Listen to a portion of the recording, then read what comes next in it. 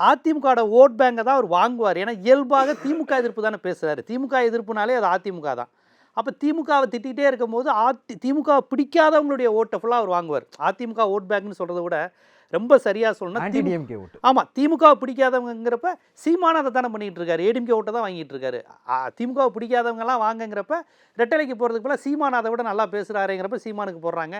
கமலஹாசன் வாங்கின ஓட்டு முழுக்கவே கடுமையான திமுக எதிர்ப்பு, ஐடியாலஜிக்கலி திமுக எதிர்ப்பு. கமலஹாசனுக்கு ஓட்டு போட்டவங்க எல்லாருமே ஜெயலலிதா அம்மையார் இல்லாத சூழ்நிலையில் கமலஹாசனுக்கு ஓட்டு போட்ட ஏடிஎம்கேக்காரங்க. எடப்பாடிக்கு ஓட்டு போட தயாராக இல்லாத அந்த கூட்டம் எல்லாமே கமலஹாசனுக்கு ஓட்டு போட்டாங்க. ஸோ அவரும் ஐடியாலஜிக்கலாக திராவிட எதிர்ப்பு தான், திராவிட கட்சி எதிர்ப்பு கிடையாது. திராவிட கருத்தியலுக்கே எதிரானவங்க தான் கமலஹாசன் ஓட்டு போட்டாங்க. அவரும் அந்த மாதிரியான நபர் தான். ஸோ இப்படி தான் இது வந்திருக்கு. அந்த வரிசையில் தான் நீங்கள் விஜயை பார்க்கணும். ஸோ விஜய்க்கு நீங்கள் அந்த ஓட்டு அந்த பசங்க அறிவு முதிர்ச்சி இல்லாமல் பேசுகிறாங்கல்ல, அந்த பசங்கள்லாம் இதுக்கு முன்னாடி நீங்கள் யாருக்கு ஓட்டு போட்டின்னு கேட்டால் ஏடிஎம்கேன்னு தான் சொல்கிறாங்க. அது அந்த கொள்கை தலைவர் யாருன்னு கேட்டால் ஒரு பையன் விஜய்க்கு முத்தம் கொடுக்குறாரு இப்படிங்கிறாரு. பெரியார் யாருன்னு தெரியல, அம்பேத்கர் யாருன்னு தெரியல, என்னென்னமோ பேசுகிறாங்க விஷவப்போன்னு. இவங்களாம் யாருக்கு ஓட்டு போட்டவங்கன்னு பார்த்தீங்கன்னா விஜயகாந்துக்கு. யாராவது புதுசாக வந்துட மாட்டாங்களா? திமுக அதிமுக ஊழல் கட்சி இந்த சினிமாவை பார்த்துட்டு அரசியல்வாதிகள் மோசம், அதிகாரிகள் நல்லவங்க, சிபிஐ ஆஃபீஸர்னால் ஊழலை ஒழிச்சிருவார்,